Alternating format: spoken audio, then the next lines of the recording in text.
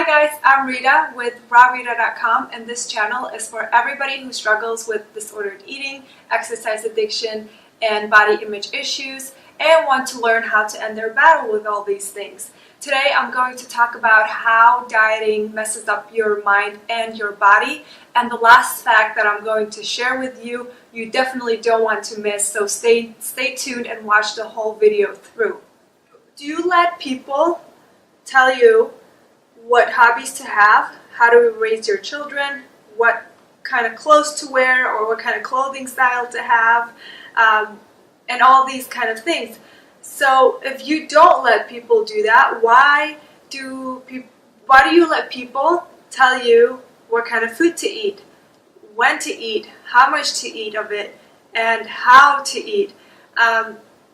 This is exactly what we do when we diet. We actually let a diet book tell us what exactly to eat. We let a food calorie counting app determine how much we should be eating and all these things. So just like our ancestors, they never used to count calories. They didn't think to themselves what diet they should be on today. They would just eat.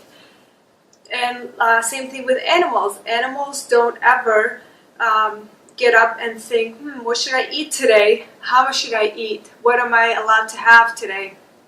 They just use their instinct. They sniff the food. If they like it, they'll have it. They don't, they won't have it.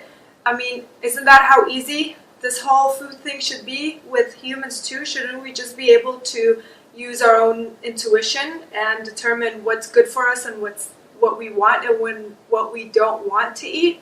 Well, we can, it's possible, but it's so hard to do that when we're being bombarded every single day from the media, from society, from commercials, and from every day there is something new, like a new diet pill, there is a new drink, weight loss drink, and there's a new diet theory that comes out and tells us we need to try all these things. So the way that the dieting messes up our brain is how we get so disconnected with our own bodies. We're being taught to fight our bodies, to fight our hunger cues, and just ignore how to listen to our bodies, and just listen to a diet theory, listen to a book, and follow those rules.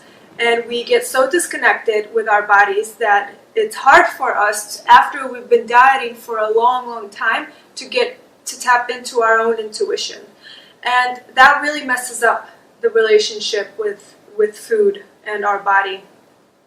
Another thing that dieting does for your mind is that you're more likely to develop an eating disorder when you're dieting than non-dieters. I'm not saying that dieting is the only thing that triggers the eating disorders, because eating disorders can come from many other things, but you do start to develop, or you can start to develop disordered eating habits, and you can start developing orthorexia, which is an obsession with healthy eating, or you can become obsessed with losing weight. You can become obsessed with counting calories. All these things are ways of you eating in a very disordered way, and it just becomes really obsessive, and it takes up so much room in your brain and so much energy from your everyday life to be thinking about all these things.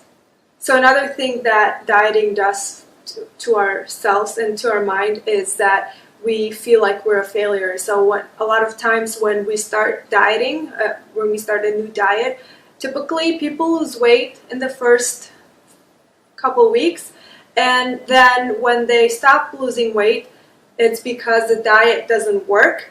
But people don't look at it that way. They feel like they are not working, or their bodies are not working, and there's something wrong with them. They don't think that it's the diet. They blame themselves, they feel like a failure, and then they just go on to try another diet and another and another. So one thing I like to tell my clients when they want to, when they say I have this goal of being X amount of weight.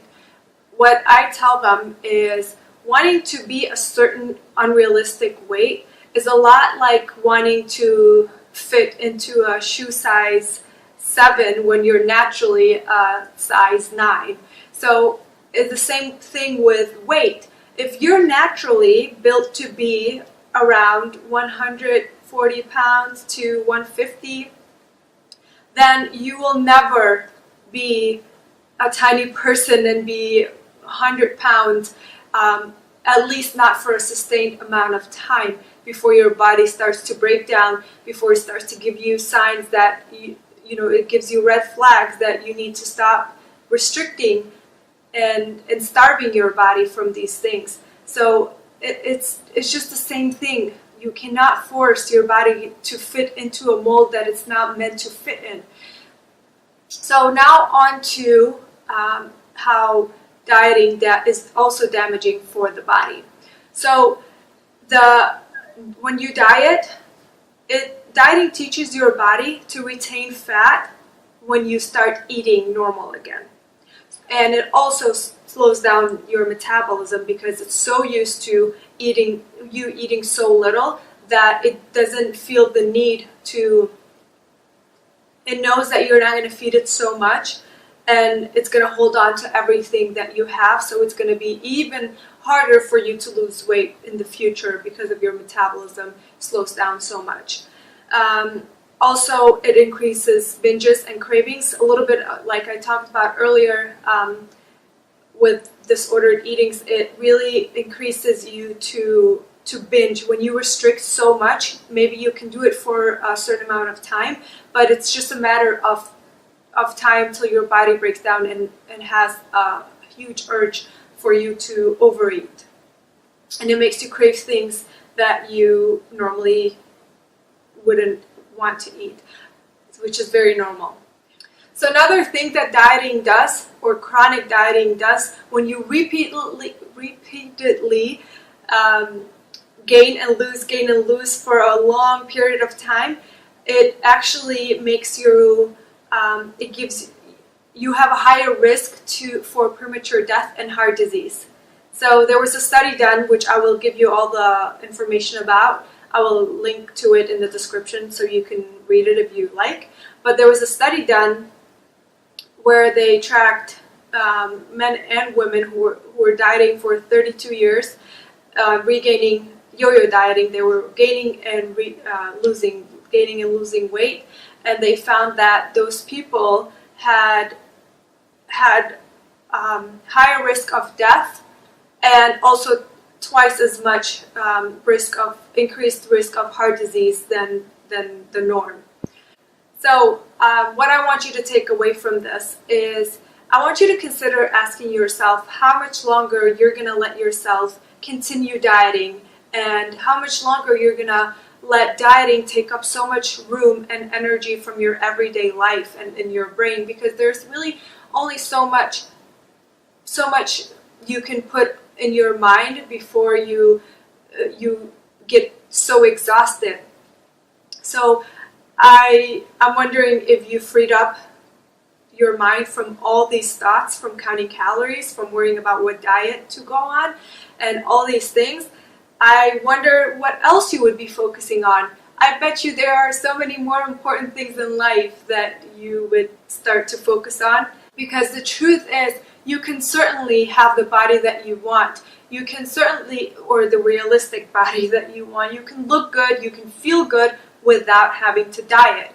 But we're just taught to diet, we're taught to restrict, we're taught that certain foods are evil, we're taught that the only way we can maintain our weight is by dieting, which is so not true. You're better off getting a good night's sleep every single day.